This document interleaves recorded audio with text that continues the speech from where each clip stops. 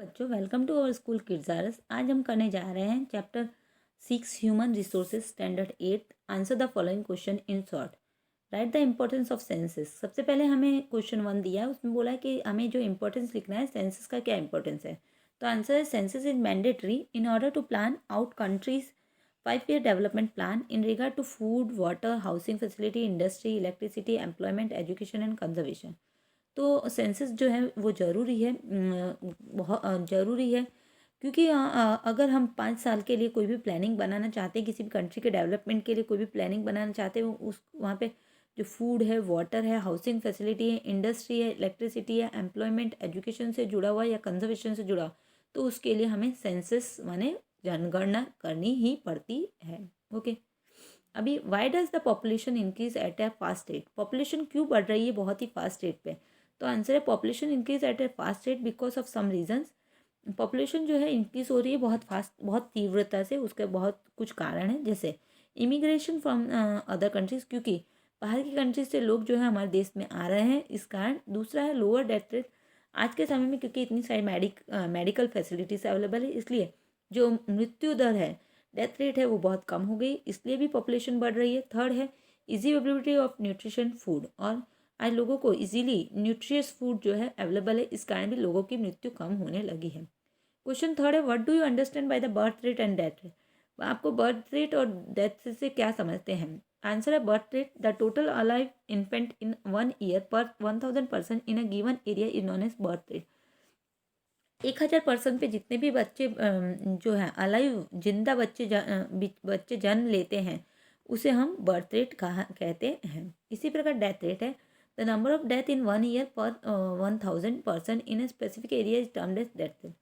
जो number of death एक साल में जितनी भी होती है 1000 पर्सन के ऊपर एक स्पेसिफिक एरिया में एक साल में, उसे हम डेथ रेट कहते हैं। Define population density. हमको यहाँ पे पॉपुलेशन डेंसिटी को डिफाइन करना है। या पॉपुलेशन की स्पेलिंग थोड़ा सुधार लीजिएगा प्लीज़ बच्चों, सॉरी। तो यहाँ पे पॉपुलेशन डेंसिटी को हमें डिफाइन करना है। The average number of people living per square kilometre area is termed as density of population.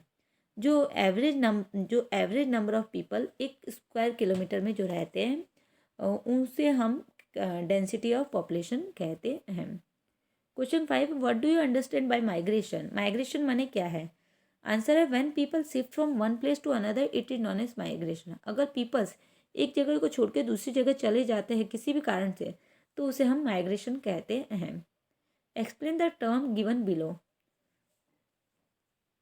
हमें यहाँ पे कुछ टर्म्स दी गई हैं, उन्हें हमें एक्सप्लेन करना है। फर्स्ट है literacy, the ability to read and write. जो एक आदमी में जो काबिलियत होती है लिखने और पढ़ने की, उसे लिटरेसी कहा जाता है।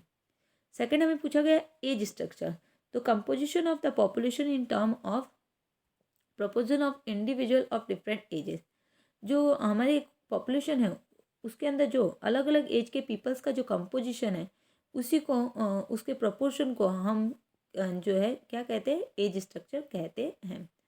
थर्ड है population composition, the classification of the total population into various category is called population. जब हम क्लासीफाई करते हैं टोटल पॉपुलेशन को अलग अलग कैटेगरीज के अंदर, तो उसको पॉपुलेशन कंपोजिशन कहा जाता है। Answer the following question in detail. हमें कुछ क्वेश्चन दिए हैं, उनका आंसर हमें डिटेल में लिखना है। Give information about qualitative change in population. हमें यहाँ पे जो क्वालिटेटिव चेंज हुआ है पॉपुलेशन में, उसके बारे में इंफॉर्मेशन देनी है। तो आंसर है the change observe in the level of health and education indicate qualitative change. It alter the way of thinking and behavior as well as style and standard of living. The other factors responsible for qualitative change are dedication, hard work, patriotism, enthusiasm, courage, etc. These factors bring about social cultural change.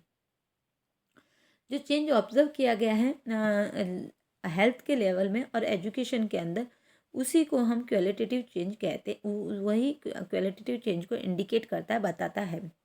इसके कारण हमारी जो thinking है, behaviour है, वो भी बदलने लगा है, उसमें भी कुछ मिलावट देखी जाती है। आज के समय में जो फैक्टर्स जो रेस्पॉन्सिबल है क्वालिटेटिव चेंज के लिए, वो हैं लोगों का डेडिकेशन। लोग बहुत मेहनती हो गए हैं, बहुत देशभक्त हो गए हैं, उनके अंदर जो है बहुत ज़्यादा प्रतिभा है, बहुत ज़्यादा करेज है। और ये सब फैक्टर्स जो है हमारे यहाँ पे सोशल और कल्चरल चेंज लाने में सक्सेसफुल रहे हैं। क्वेश्चन 2 है, why is the human resource consider as the most important resource for a nation? क्यों ह्यूमन रिसोर्स को हम एक इम्पॉर्टेंट रिसोर्स मानते हैं एक नेशन के लिए? तो आंसर है, human resource is the human capital of any country. Human resource जो है वो किसी भी कंट्री का ह्यूमन कैपिटल माना जाता है। Development of nation depend on it's human capital. और किसी भी देश का डेवलपमेंट जो है उसके उसी ह्यूमन मानव शक्ति पे ही डिपेंड करता है। It is the wealth of the nation. ये जो है किसी भी देश की वेल्थ मानी जाती है, किसी भी देश का धन संपत्ति मानी जाती है। Development of country depend on not only on the area of the country और its natural resource, but it is also based upon the quality and quantity of human resource that contribute a lot to the economic development. तो इस प्रकार जो है कोई भी देश जो है उसका डेवलपमेंट जो है उसके एरिया के ऊपर नहीं, एरिया और उसके नेचुरल रिसोर्स पे ही डिपेंड नहीं करता, बल्कि वहाँ पे जो मानव शक्ति है उस पर भी डिपेंड करता है, उसकी क्वालिटी के ऊपर भी क्वांटिटी के ऊपर भी डिपेंड करता है। क्योंकि ये जो है इकोनॉमिक डेवलपमेंट में बहुत ज़्यादा हेल्पफुल होता है। Health, education, professional skill and ambition increase the productivity of the nation. जो मानव शक्ति है वो अगर हेल्थी होगी, एजुकेट होगी, उनमें प्रोफेशनल स्किल्स होंगी और वो बहुत एम्बिशियस होगी, बहुत कुछ करने की उनमें इच्छा होगी, तो जो है नेशन बहुत डेवलपमेंट कर सकता है और इसी कारण जो है कंट्री का बहुत डेवलपमेंट हो सकता है। तो बच्चों ये लेसन यहाँ फिनिश होता है। बच्चों thank you, have a nice day, bye.